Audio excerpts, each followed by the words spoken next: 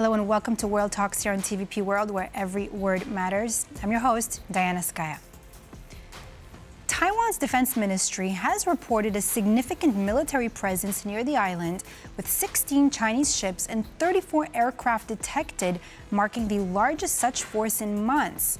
Now, also, massive unannounced military drills are underway along China's entire coastline, involving nearly 90 naval and coast guard units.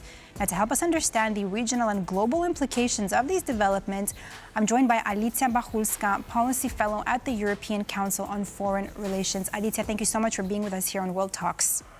Thank you for having me. Now, this really is not the first and likely, correct me if I'm wrong, not the last demonstration of Beijing's power towards Taiwan. Why should we pay such close attention to these moves by China? So I would say that we have at least two levels or two lenses through which we should look at these developments. First of all, it is a continuation of Beijing's quite consistent approach towards this salami slicing strategy, meaning that Taiwan is now seen as a strategically important element in Beijing's broader calculations when it comes to Xi Jinping's approach to international relations. As we all know, Taiwan is seen by the Chinese Communist Party as a rebellious, quote-unquote, province, although it is a de facto sovereign state with a very thriving democracy and also a very important spot when it comes to global value chains around, for example, semiconductors. And this development, it's, as I was saying, a continuation of a trend in which security in the Taiwan Strait is not only a matter of regional stability in the Pacific, but it's also very much connected to the broader security landscape in Eurasia. So it's not only about how China sees US involvement and Taiwan's own kind of approach towards politics and international relations and how it affects Beijing's calculations. But it's also about the kind of interconnectedness between the theater of war on NATO's eastern flank and the potential theater of conflict in the Indo-Pacific. So all these elements are kind of, bound together at this point, with Trump's upcoming presidency also playing a crucial role in making Beijing even more anxious about what's going to happen in the region. Alicia, you said a lot of interesting facts there. I mean, particularly your use of vocabulary, I mean, theater of war and theater of conflict. But let me ask you this, can you please just go a little bit into detail about how all of this is going to reveal about the regional tensions and the broader impact on international relations? I mean, you did mention it, but can you give us a little bit more context into that?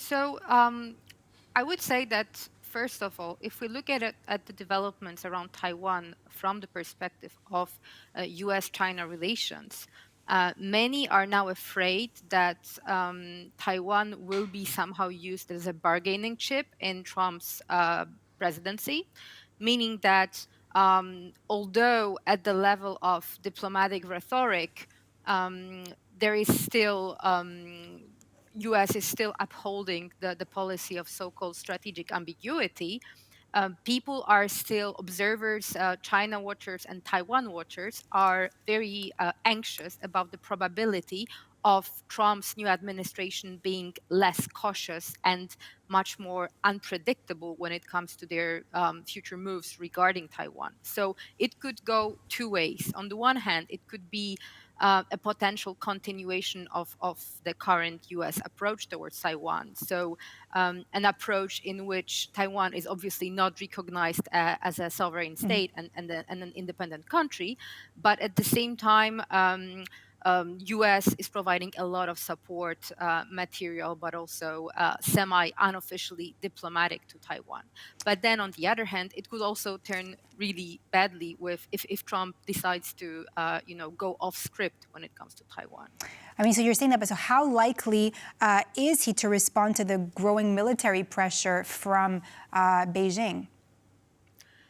Again, it depends whether we are going to look at Trump 2.0, as some people call Trump's re-election, through the lens of unpredictability, or are we assuming that the fact that the rivalry with China is of paramount importance to Trump? If the latter, we would probably be less afraid of, some kind of implications that can go off script and become very difficult to handle.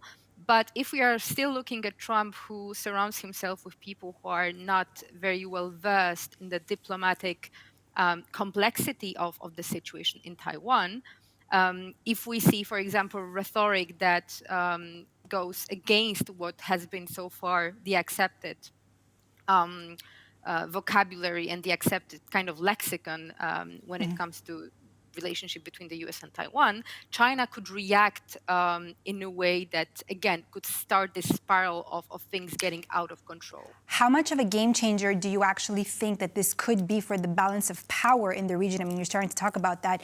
And what implications would you say that it's going to have for Taiwan's defense strategy?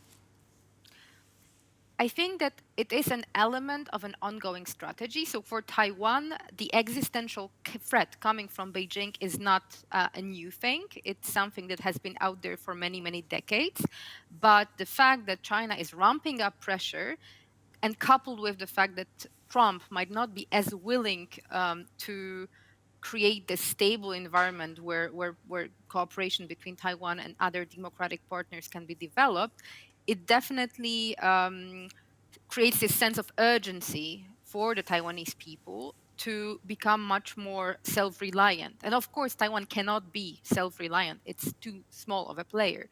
But Taiwan can reach out to its partners, especially democratic partners, like minded partners across the globe, to try to foster informal alliances where, in terms of strategic signaling, the West can show that Taiwan will not be alone if things escalate. Alicia, mainland China has been supporting Russia in its war against Ukraine. I mean, drawing lessons from that conflict, how do you think Russia's experience actually influences China's approach to Taiwan? It seems that at the level of policy making, we don't see an open debate about the possibility of war. But at the level of policy making, it's quite clear that China has already entered this survival mode, meaning that everything that is happening now in China is somehow subject to securitization. In Xi Jinping's dictionary, it is called a holistic approach to national security, and all areas of life, including economy, economic development, trade, um, all these elements are somehow now subject to thinking through the lens of security. Security comes first. And we do have to bear it in mind because it also impacts EU-China relations. And we are not dealing at the moment with China as we knew it 10 or 15 years ago. The China we're dealing with at the moment is very much a revisionist power and very much a power that is afraid of all kind of side effects of U.S. policy, and we are not dealing with the so-called quote-unquote pragmatic China anymore. Should European security, should we fear that here, or with what's going on? What would you say about that? First of all, I think that we have to remember that we are looking at the moment at two theaters of war that are merging. The existing theater of war in Ukraine, in which China-Russia cooperation positions Beijing as a strategic and decisive enabler of the war in Ukraine because of the scale of trade support and economic support China is providing to Russia. But then on the other hand, if you look at Taiwan itself, an escalation, any kind of an escalation around Taiwan would also mean a huge trade shock and a crisis that would have a direct impact on European economy. So it's not only about security per se, with China, Russia standing back to back and supporting each other on these two fronts, but also about very tangible economic impact, for example, on the global value chains, with, as I was saying, Taiwan being a crucial node in the high-tech value chains. As we've seen during the pandemic, there was a huge impact of this kind of disruptions, and an escalation over Taiwan would have a much bigger impact. Right, I than the was going to COVID ask you pandemic. exactly about that. I mean, with that pandemic, do you think that Beijing's actions provoke economic turbulence that would affect the rest of the world? Yes. So on the one hand, it would provoke um, a process that would directly and indirectly affect all global, international economy and how globalized it is at the moment. This will also have an impact on China. And here I think that we don't talk enough about the fact that China is also very openly preparing to shield itself from external shocks, which also illustrates the fact that Beijing is now very aware that sanctions against China could be put in place sometime soon, and that we could see a kinetic conflict. It does not have to be a full-scale invasion of Taiwan. This kind of a conflict could take many shapes and forms, but nevertheless, China is aware of the fact that, for example, it has to create alternative financial institutions Thank, to go around sanctions. thank you so much, Alicia Bachulska, Policy Fellow at the European Council on Foreign Relations, for being with us here on TVP World today. Thank you. And that's all for this edition of World Talks here on TVP World. I'm Diana Skaya. Thanks for watching.